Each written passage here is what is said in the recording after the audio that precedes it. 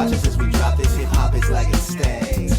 We make the whole room drop and everybody sing. We want the funk.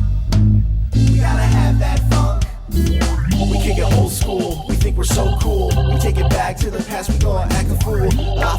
Up jumps the middle finger, make my. Is he live? Oh, you're live. Well, hello. Sorry, we have some technical difficulties. The frozen face of a live show starting when I didn't know it was starting. Hello. Welcome to Sports Buzz, a Fan-atical view. If somebody wants to come in here and turn on the monitor, that would be fantastic and really help us out. I am live on the air on this 9/19/19. Interesting date if you're into the numbers, as people are sneaking in information. Jolene's bringing in Strange Man stats. Say hi. Right. Candy's trying to get the monitor on. Right. I didn't hear Can you any hear me? audio. Wow. What a way to start the show. So let's just say hi to Bob. I don't know. We skipped the actual open. I don't know what happened here. We got technical difficulties beyond our control. I can't wait to see the playback on that. Oh, yeah. We are live. 203-792-4101 is the number if anybody wants to call in. Bob is here, and his show, of course, is Spotlight on Tuesday nights at 9, Wednesdays at 12. I kind of liked that date, though, 9/19/19. Interesting, if you're into numbers. So how's it going there, Bob? It's doing well, if they can hear me. Are you ready for the unbridled optimism of a new era with a new quarterback in the New York Football Giants? I figure Jones should be. He can't do any work. I hope he can get us a win next week. We will see, and we'll get to football later in the show, but I was a little surprised they pulled the plug so quick. I wasn't. Giant fans had enough, I guess. I guess they had enough of him, not. Because after last year, we started 1-0-6, and then we had 2-7 was a record. Yeah, last 2 years in a row. Yeah. All right, we'll get into football later. Let's make mention of the fact that Tyler, who did a great job filling in for you last week, not enough of a good job to kick you out of your seat there, Bob. Don't stress over there. But he did a good job. He's back on audio, and El Diablo Darkness is out there directing the show. Strange Man is in the house. Maybe that's why the show got off to a rough start. Yeah. Where is he? His aura of strangeness is just. I thought he was going to join us. His stats of the week just were snuck in. He's claiming zip wife. the lip. He's on he won't speak. Not speaking terms right now, I guess, so we can't get him to come out here and sit in the second seat and talk to us, but we got some stats which I have to now read while we're live, which I always like doing. How about Snyra, Bob, coming up? Yes. Vespucci Lodge, October 13th. Yes, it is. It's sneaking out. It's first day of fall is this weekend. And it's also Columbus Day weekend. Wait, no, the weekend of Snyra? Yeah. Oh, that's a little late for Columbus Day. No. October 13th? Yeah. Okay. All right, so Columbus Day weekend and... It's the 14th. All right. So that'll be a good weekend. So we got a few weeks to promote that. Quick thing. What else? The 12th of October, we have our open house for Mill Plain Volunteer Fire Department. All right. We're going to have truck rides. We'll have Sparky. The dog will be there. Kids can put out fires, all kinds of stuff. What day is that? It's October 12th from 1 to 4. And which building is it? It's at Mill Plain Volunteer Fire Department, 54 Mill Plain Road, Danbury, Connecticut. All right, we'll promote that a couple more times too. The Elks Club is going to be giving away smoke and CO detectors. That's a good thing to get. All right, so make sure you get down there for that, and we'll talk about that the next couple weeks too. All right, so more importantly than your Giants, your Mets hanging by a thread. Yes. But they're still in it. Yeah. It's not over until it's over. 12 games left. Right. They have an off day today. They are 3 back of the Cubs and the Brewers, sitting at 79-73. I was Cubs watching are Atlanta today. They were playing Phillies. Atlanta was winning the last time I saw it. Phillies, Atlanta was going on this afternoon. I didn't Yeah. see that. Was one of the day games. Phillies are right behind you at 78-73, half game behind you, so they'll Yeah. make up that game in the games played column today. But the teams ahead of you, Cubs and Brewers, 82-70. Nationals 4.5 ahead of you, probably too far off, Yeah. 83-68. But the Cubs have 7 games starting either today or tomorrow, I think at it's least, tomorrow. with the Cardinals. Cardinals at 85-67, 3 up on the Cubs. So, but if the Cardinals can beat up on the Cubs, Yeah. the Brewers have the easiest schedule left. They don't have any games against winning teams. Right. They're at San Diego this weekend, and they've actually been winning a lot since Yelich went down. I know. They haven't really missed a beat, although them and the Cubs both lost last night to help you out. So 3 back, 12 to play at Cincinnati this weekend. DeGrom on the mound tomorrow night. You really got to just go into Cincy and sweep. Strangeman actually has a great Cincinnati Reds jacket on today. So maybe that's like Tyler's got a nice Dodgers jersey on, sure. We're represented. And then you're home for 4 with the Marlins. yeah. I mean, what do you say, Bob? Go out and win 7 straight against the Reds would and be the great, Marlins. you know? And then you got 3 against the Braves, who will have everything wrapped up at that point. Yeah. I mean, the Braves, I are wouldn't very- put them past them to come in and just want to be playing well and also stick it to you. Right. But, you know, you lost 2 out of 3 to the Dodgers. We saw that Kershaw there did a great job against you guys. The 3-2 loss on Sunday hurt against the Dodgers. But you did bounce back and take 2 out of 3 against the Rockies out in Colorado and rallied last night Yeah. for Alfonso 4 is late. that number 49. Number 49 for Alonso, looking for 50. Yeah. What is Judge's record for a rookie? Is it 50 or 51? I think it's 51. I'm not sure. So he's got his sights on that as well as just trying to crack the 50 mark. But the Mets continue, you know, that 6-game losing streak is just going to haunt them. But beyond that, they've still shown a lot of grit and a lot of guts and just continue to grind and play it out and see what happens, you know? They're still in contention. They're not eliminated. You know, my Red Sox could be asking for a lot more of playing games that mattered now. Speaking of your Red Sox, I love the game the other night. It was with San Francisco. Yeah, so San Francisco comes to town, and we see right there Mike Yastrzemski. And so growing up, Carl Yastrzemski was my favorite player of all time. Poster on the wall, the whole bit. Right. So to see Yastrzemski in left, which is where Carl Yastrzemski played for the Red Sox for all those years. I mean, basically, it was Ted Williams, Carl Yastrzemski, and then Jim Rice covered like a 40-year period. Right. You know, and then Manny Ramirez, maybe 1 or 2 guys in between. Greenwell played out there a little bit. Then, of course, Fisk was a catcher, but he also came over from the White Sox. So. Right. Well, no, he went to the White Sox after. But Yastrzemski back in left for the Red Sox. And, of course, Carl Yastrzemski hit the Triple Crown. Yeah. Hall of Famer, over 500 home runs. And Mike Yastrzemski comes in. First time ever Carl has seen him play in person in the big leagues, at least. And he hits the home run in his first game at the Fens.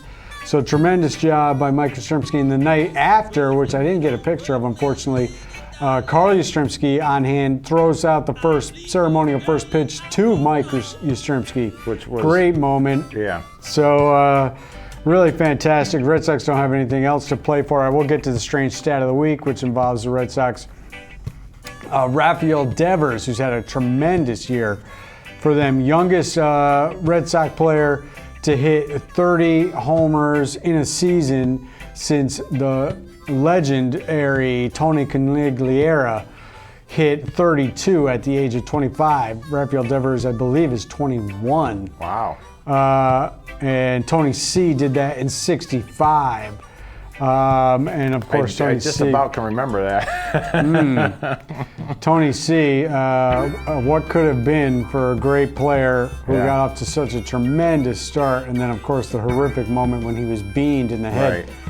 Right. Listening to part of the game today, it was great listening to Morgan's Magic. Joe Morgan was in the booth for an inning today, talking some old stories, talking about baseball. His point on the long ball, all the home runs, and the giveaway for something that's going on with the baseball is he said, have you ever seen so many balls hit out of the ballpark to deep center field? This is true. All the shots that are going deep center, we've talked to all these different guys talking about the giveaways of what's going on. And Well, they say definitely the ball is juiced. Yeah, They no question about actually it. showed a ball from, like, say, 2 years ago to now. Uh-huh. You can see it's tighter. It seems like it's smaller. Right. Yeah. So, but that was his point. One of the things to look for: all the home runs being hit to dead center and deep. But there's our strange stat of the week, Rafael Devers. So your Mets, though, it's going to just come. I think it'll come down to the final weekend, really. It I think probably will. not going to get eliminated until then, and maybe they'll actually catch and pass one of these two teams, the Cubs or Brewers. The Brewers are the one, even without Yelich, they've played well since he's gone down, and they have the easier schedule. Like you said, Brewers got the easy schedule. So, But you got the next 7 games against the Reds and the Marlins. right. So how about that? Speaking of younger players with kids, we just saw Bichette there. How about the Yankees just came off a series with Toronto. I mean, they got Bichette, Biggio, who's Biggio's son hit for the cycle. Right. Only second father-son duo ever to do that. Right. And they also got Vladimir Guerrero's son. Yeah. So they're just going after all the young kids. It's pretty wild to see that. Yankees looking to clinch the AL East. That was foiled by the Angels last night. Yes. They're saying hanging at 99 and 54. The Astros move ahead of them a game in that race for the best record. Astros at 153. They play the Angels again tonight. But how about this? Did you see Domingo Germán has been put on administrative leave for a domestic violence incident? Really? And the Yankees do not need that because starting pitching is their biggest problem. Oh, we know yes. they can hit with anybody. We know they got a good bullpen. But Domingo Germán is one of the guys people said could probably be the guy to start game 1 for them in a series. He's been the most consistent and dominant when he's healthy. So you got to keep your eye on that. Right. We know Luis Severino just came back. Pitched 4 innings, looked good, but you can't trust him. He hasn't pitched all year, and he has a terrible track record in the postseason. Betances came back and then blew out partial tear of his Achilles tendon as he celebrated jumping off the mound. So he's back out. Giancarlo Stanton came back. He's played only, 9 games all year? Yeah. Hurt himself sliding into third base early and never came back? Yeah. Crazy. And Last Carcion is still hurt. Game is one of our former Westerner, Octavino, is the one that helped the Angels win. Oh, really? Oh, yeah. And Encarnacion and Sanchez still dealing with some injuries as well. So the Yankees still banged up. Still question marks about their starting pitching. Yeah. And then team chemistry. It's been the young guys getting it done, along with DJ LeMahieu, the free agent they brought in from the Rockies. Right. But if you're going to start bringing back guys like Giancarlo Encarnacion, who they traded for late in the year, Right. are they going to try to force feed him into the lineup if he can be healthy? And then they were talking. Sanchez is in and out. And then they're talking last night about Judge, because Judge went sliding and possibly might have hurt his shoulder.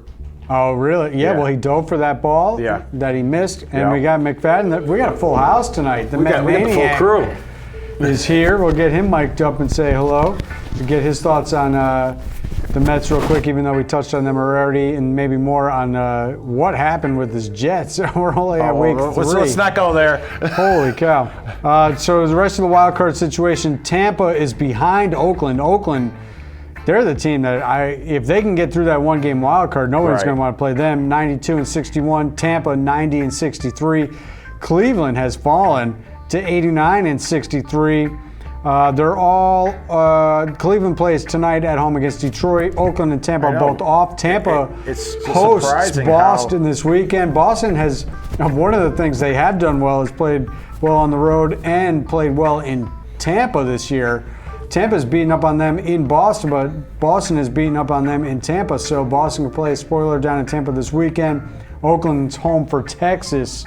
The Twins 93-59. Houston and the Twins and the Yankees division leaders. The Braves 94-60. Dodgers 98-55. For the National League. Before we turn our attention to some other things, you want to make a quick comment on your Mets? Still alive there, Mike? 3 back. Cubs with 7 to play against the Cardinals. Brewers playing without Yelich but playing well against non-winning teams. I'm amazed that they're still in it, but they are. You have 10 games left. They're 3 games back. Yep. These teams play each other, which is going to help them. Right. That loss that Max had was a huge one. You know, because they would have think about it, they would have had 10 games left, being 2 games back, which is a big difference. They had pulled to 1.5 at one point. Yeah. Which was amazing that they got that after Absolutely. that 6-game losing streak. The 4-game sweep of the Diamondbacks kind of, puts that 6-game losing streak in the back burner. But, 12 games to go. The next 7 against Cincy and the Marlins. Strange man, looking as strange as ever. Let's go, Cincinnati. Let's go Mets. Strange man is on silent. Strange man. Okay, moving right along. Well, yeah, great job by the Mets sticking to it and being in there. And really, the Cubs-Cardinals 7 games. If the Cardinals can just beat up on the Cubs, knock them out, I think would be the best case scenario. And then you only have to worry about catching one of those 2 teams, and that would be the Brewers. Nationals probably too far out in front, but they've had their struggles as well. All right, so that's it on baseball. We're going to get to football in a second. I know we got some time. I want to touch on a couple other things before we do that. Just going to make a quick mention, WNBA playoffs. Connecticut Sun won their first playoff game since 2012. That's a I drought. went there, I looked at the roster. I thought sure I would see some former Huskies or some players that I would recognize. I didn't recognize anybody's name on their roster, which I was disappointed in. But they did beat the Sparks.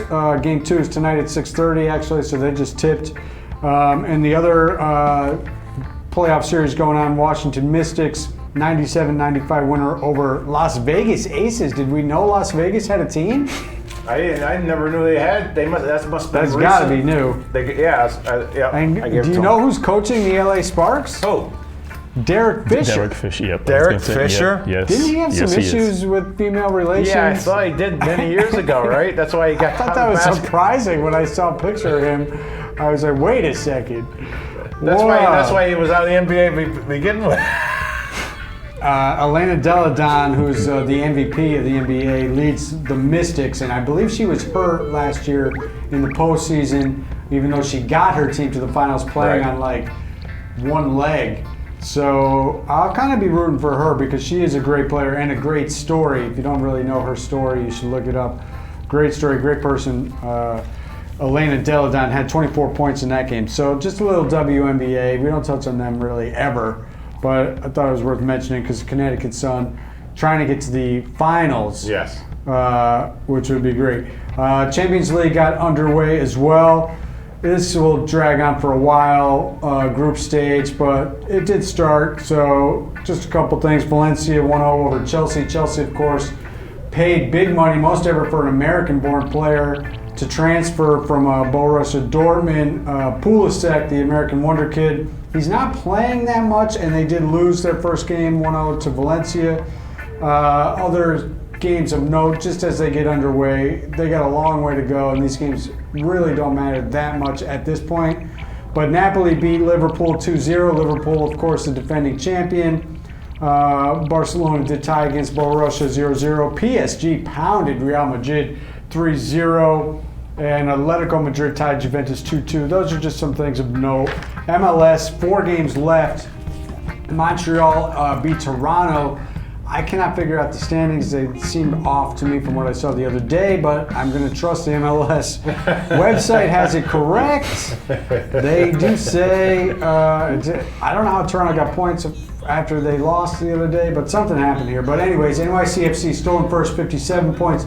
Philly 52, Atlanta 51, Toronto 45, DC 45, Red Bulls 44, and the Revs holding down that final playoff spot at 40. Montreal behind them at 37. Chicago 37.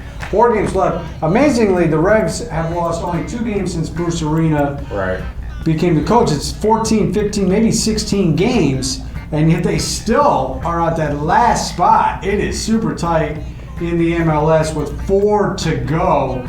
And they play at Real Salt Lake this weekend. That's a playoff team from the West. So a lot still to be determined, but they are holding it down, and I'm hoping they make it.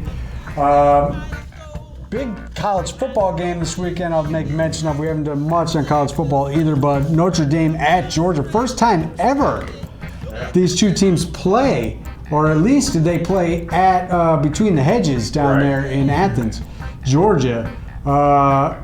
So that's a pretty big game early. I haven't seen too much happen. How's your Colorado State look so far? Oh, man,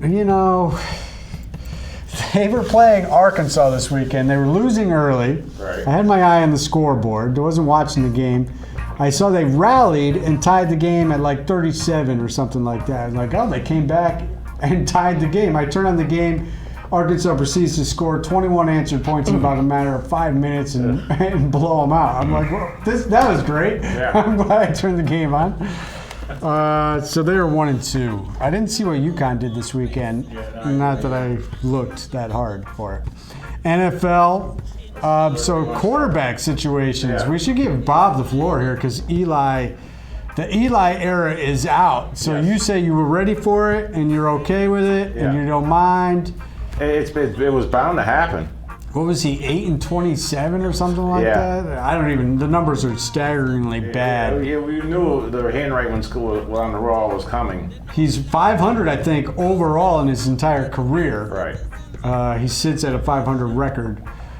But I thought they were going to, if they started him to start the year, why bother? You know, I didn't think they'd pull him this quick at 2 games. Losing 28-14 to the Bills. Defense has not been great. Offensively, they're certainly not good.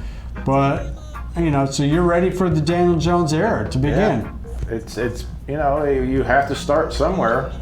Yeah, if you don't want to go 2-7 for a third straight year, you're at Tampa this weekend. I think you have a winnable game possibly next weekend, and then you got 2 tough games after that, Patriots being one of them. So maybe you give Daniel Jones a little bit of a softer landing against a team like Tampa, who's been a little frisky to start the year, so that's not going to be easy to just go down there. If we beat the Patriots, we could beat anybody. Hey, we shall see about that. You got a few four games before that one comes up. The Jets get to face the Patriots this weekend. Oh God! Since Mike's here, he can tell us who the quarterback is because I don't know who it is. Luke Falk, he's from Washington State. Washington State. He played for at Miami last year, and he knows the offense. But here's the thing: my question is, you have a number of teams that need quarterbacks. Pittsburgh Steelers are one team. The Jets, of course. You saw Roethlisberger go down. Yeah. You're trying to tell me that Colin Kaepernick cannot get a call from one of these teams? Are you serious? Luke Falk and Mason Rudolph, really? Yeah, no, I agree with you. And Kaepernick has been in the news this week. His agent has said that he's, in great shape. He's continued to work out the entire time. He's got the calls out there. Big Ben goes down. That's for a full season, so they certainly could use a quarterback. I don't know if the Saints would want to go that route for a short-term fix. Exactly. With Drew Brees only being out probably 6 weeks or so. But, Jacksonville, they signed Foles, but then he goes down. Right. This kid they got is kind of drawing some attention. Gardner Minshew II as a character. People kind of like him. There is no first. His father named him the second, even though his name wasn't Gardner Minshew himself. Oh, and Scott. By the way, the Jets sat in the backup for Falk. Do you know who he is? No. David Fales. Do we know who that is? Do we even know who he is? That's my point. Yeah, so the Jets could be going there, but the Jets, you bring So we in might be- Kaepernick, the but Jets that could be puts like, pressure 2 on and Darnold. Yeah. You know, Darnold is the future for them. If you Absolutely. bring in Kaepernick there, that creates its own sort of did. circumstances. Cam Newton could be done with Carolina. He's probably not going to play this weekend, and he's not looking good and been banged up quite a bit. And other teams just running quarterbacks out there that aren't that great. Oh, 2 minutes. Okay, we got 2 minutes left. So obviously, before the season started this week, 3 matchup with the Jets and the Patriots could have been something that you were looking at, thinking, you know, this could be a good early test. It's going to be a blowout. The Patriots crushed the Dolphins 43-0. Oh, it was. The point spread is 23 points. The Cowboys are playing the Dolphins this weekend. That point spread is 21. These point spreads are unheard of. Oh yeah. And The I Dolphins think just they've been didn't- covered so far. No, they off of Cincinnati didn't show up. I mean, the Dolphins have been beaten up by what they give up over 50 to the Ravens, Yeah. 43 to the Patriots, 90-something points to like 3. Yeah. Total, unreal. Patriots have only given up 3 points total all year. Their defense, I think, has a real attitude about themselves. They're looking to not give up any points at all. So we'll see with that. Some other games of note this weekend, and we did mention, you know, Breeze going down. Saints are at the Seahawks. That game last weekend was a dud once he went out, and the Saints, of course, get jobbed again. Yeah. With that call, they should have been up by a touchdown and defense scoring a touchdown. Ridiculous. But Steelers at Niners, what are the Steelers going to do without Big Ben? Saints at Seahawks. I mean, I think Bridgewater could hold down the fort for them. The game tonight. Jaguars, yeah, well, we'll get to see that Gardner Minshew the second tonight, 0-2. But they've been in the games at Tennessee. There we see a picture of the Bears at Broncos. What a crazy finish that was. Oh, yeah. On Sunday. Tennessee, Jacksonville tonight. Bears play at the Skins on Monday night. Rams at Browns. The Browns did not play well against your Jets. I mean, I was really hoping your Jets was going to put a big hit on Odell like they did on one of the other, on the tight end. That was a huge shot they put on him. The Browns, I mean, they're and what is Odell doing with the tinted visor? Well, you know, he's and got to then be. saying people are coming after him. No, you're just being an idiot. You're wearing jewelry on the field, which you can't wear. You're wearing a tinted visor, which they phased out of the league years ago. You can't wear that. And then he has his attitude like the NFL's after him because of who he is. Well, people are after you because of who you are, because you're an idiot. That's all. All right, we're out of time. The credits are rolling. We'll see you next week. Take care.